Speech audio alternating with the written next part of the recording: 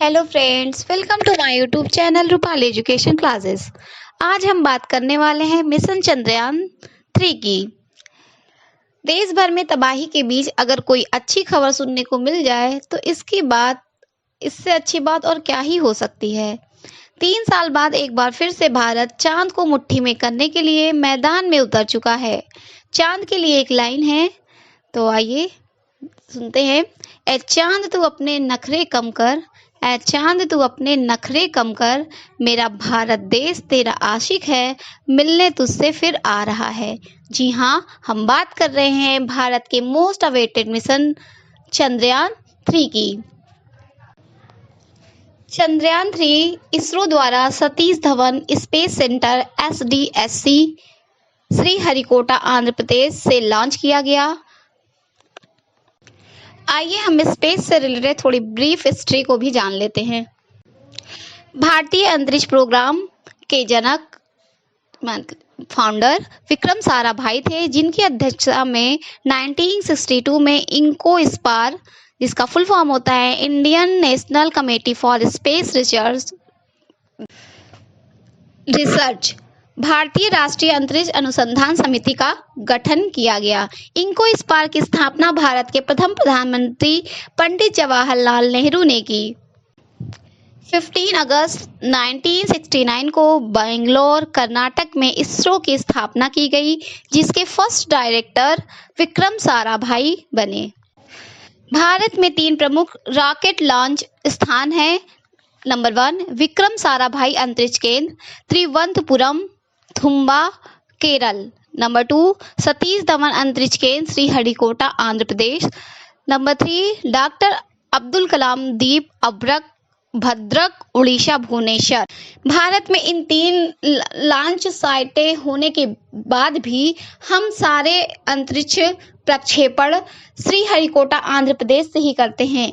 इसका मुख्य कारण यह है कि यह शहर भूमध्य रेखा इक्वेटर के नज़दीक है और इक्वेटर के नज़दीक ग्रेविटेशनल फोर्स बहुत ही कम होता है, जिससे रॉकेट इजीली तेजी से अर्थ के ऑर्बिट में एंटर कर पाता है। श्रीहरिकोटा आंध्र प्रदेश पूर्वी तट पर स्थित है। पूर्वी तट से रॉकेट लॉन्च करना बहुत ही आसान होता है, क्योंकि भूमध्य रेखा इक्वेटर के करीब पैरों के नीचे जमीन पृथ्वी के घूर्णन गति के कारण तेजी से हिल रही होती है। यदि रॉकेट आगे बढ़ने के दौरान कुछ गलत भी होता है तो मलबा घनी आबादी वाले क्षेत्र से दूर समुद्र में गिरेगा। 1969 में श्रीहरिकोटा को सैटेलाइट लॉन्चिंग स्टेशन चुना गया। जैसा कि हम जानते हैं कि हमारी पृथ्वी पश्चिम से पूर्व की ओर रोटेट करती है, इसलिए जब किसी रॉकेट को इक्वेटर तल में पश्चिम से पूर्व की ओर चलाया जाता है तो रॉकेट पृथ्वी की घूर्णन गति के कारण तेजी से आगे बढ़ती है।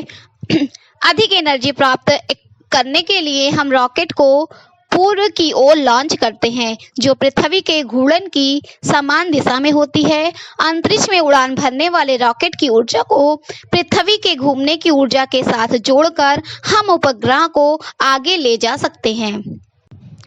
रॉकेट व अंतरिक्ष यानों में तरल हाइड्रोजन का इस्तेमाल ईंधन के रूप में किया जाता है। रॉकेट व अंतरिक्ष यान में तरल हाइड्रोजन का इस्तेमाल ईंधन के रूप में किया जाता है। रॉकेट के भीतर एक कक्ष में ठोस या तरल ईंधन को ऑक्सीजन की उपस्थिति में जलाया जाता है, जिससे हाई प्रेशर पर गैस उत्पन्न होती है।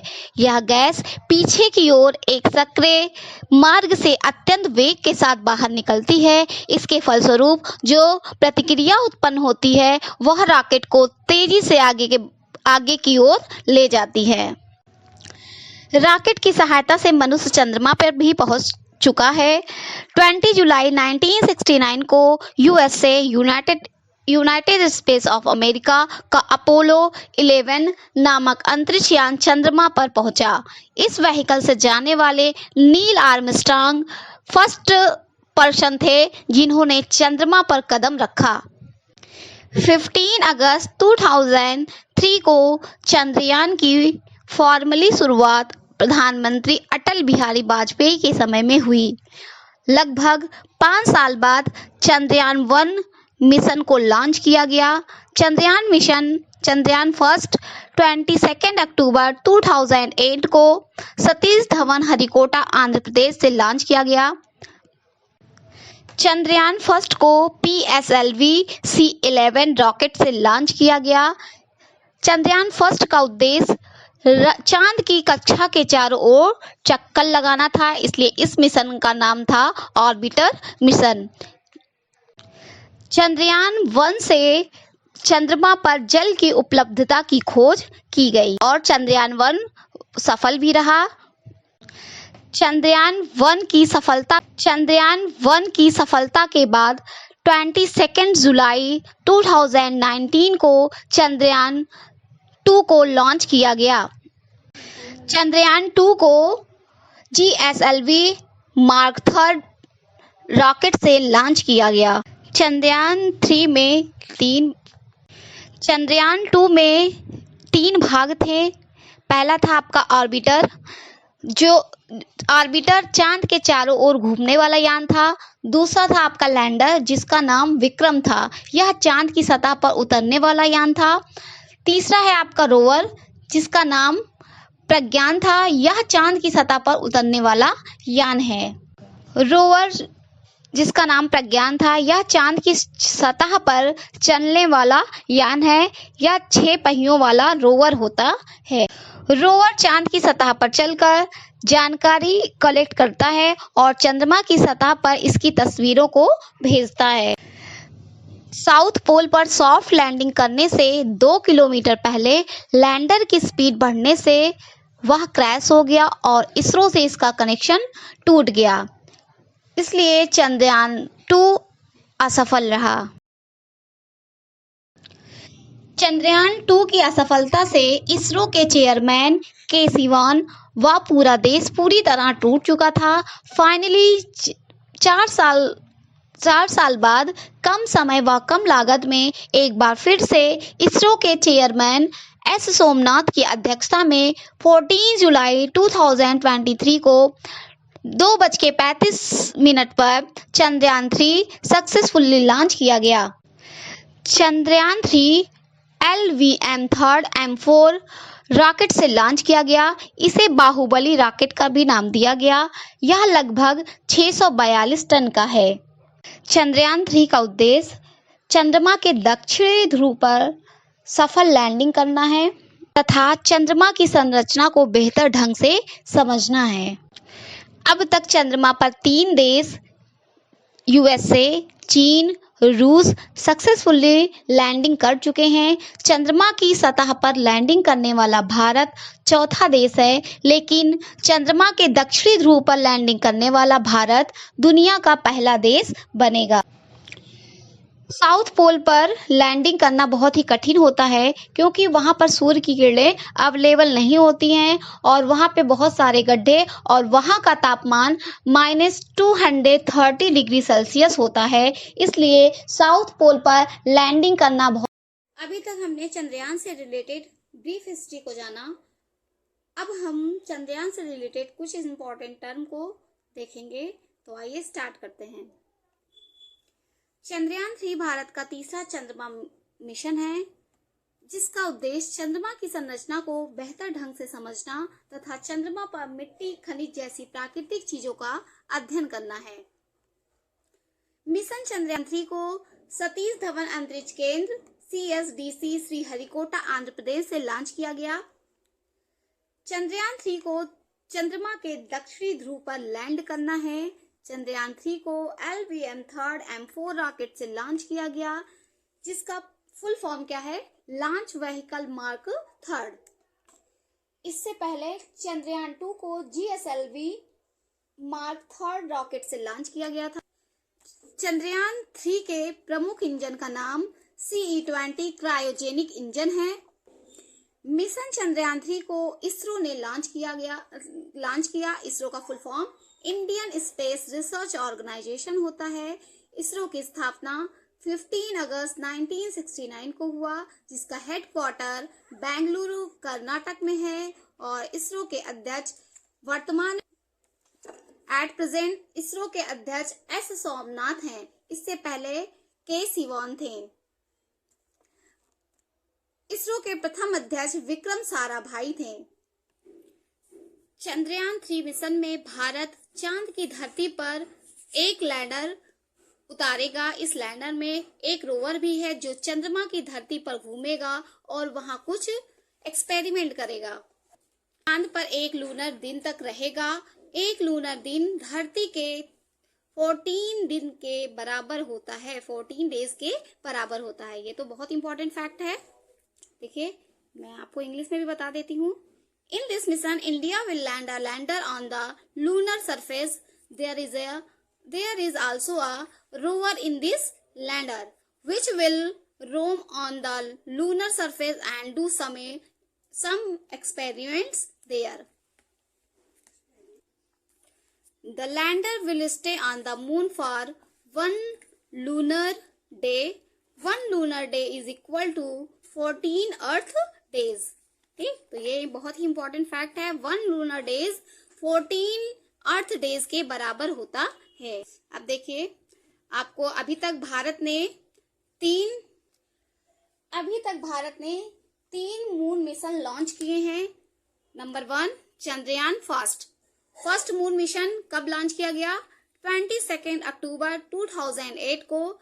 इसके रॉकेट का नाम PSLV XL-C11 था और चंद्रयान 1 के लॉन्चिंग के समय इसरो के अध्यक्ष कौन थे? जी माधवन थे। तो वेरी इंपॉर्टेंट फैक्ट है। तो ये आपको तीनों मून मिशन के बारे में आपको बहुत अच्छे से पता होना चाहिए। ठीक, नेक्स्ट है आपका चंद्रयान 2। चंद्रयान 1 से चंद्रमा पर जल की उपलब्धता की खोज की गई थी। नेक्स्ट है आपका चंद्रयान 2 सेकेंड मून मिशन।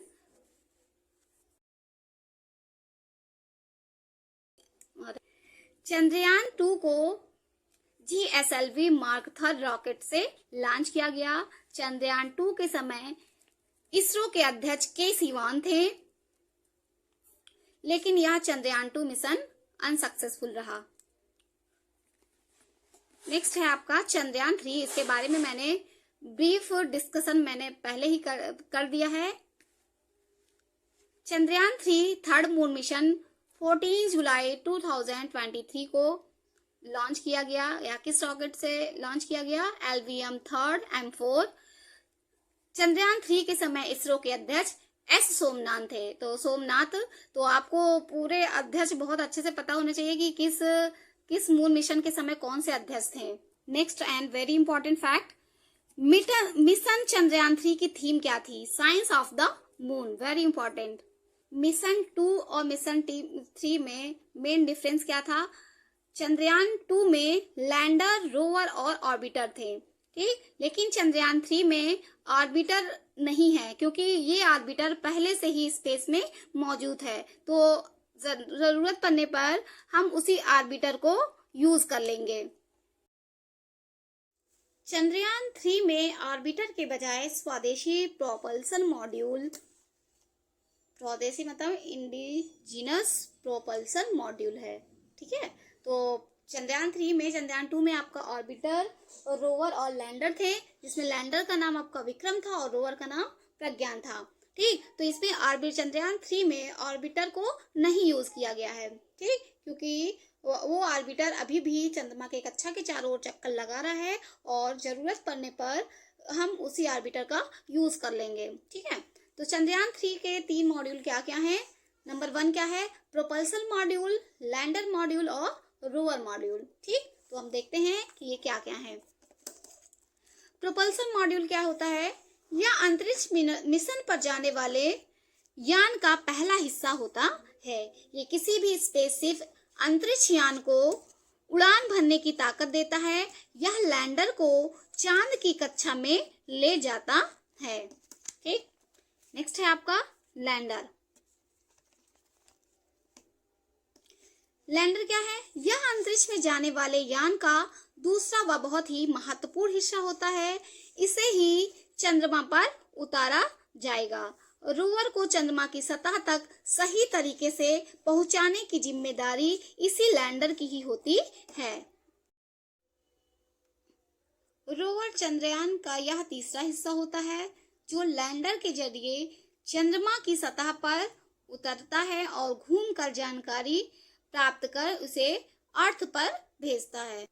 तो हमने चंद्रयान 3 के बारे में बहुत ही डिटेल अध्ययन कर लिया है। हम उम्मीद करते हैं कि भारत को यह सफलता जरूर हासिल होगी। चंद्रयान 3 की चंद्रमा के दक्षिणी पर सफल लैंडिंग के बाद भारत चंद्रमा के दक्षिणी ध्रुव पर साउथ पोल पर पहुंचने वाला देश बन जाएगा। चंद्रमा पर जाने वाला तो चौथा देश है, लेकिन दक्षिणी ध्रुव पर साउथ पोल पर पहुंचने वाला यह विश्व का पहला देश बन जाएगा। तो हम सभी को इस चंद्रयान 3 के सफल लैंडिंग के लिए मिलकर हम सभी को प्रार्थना करनी चाहिए। चंद्रयान 3 को चांद तक पहुंचने के लिए 3,84,000 किलोमीटर की दूरी तय करनी होती है।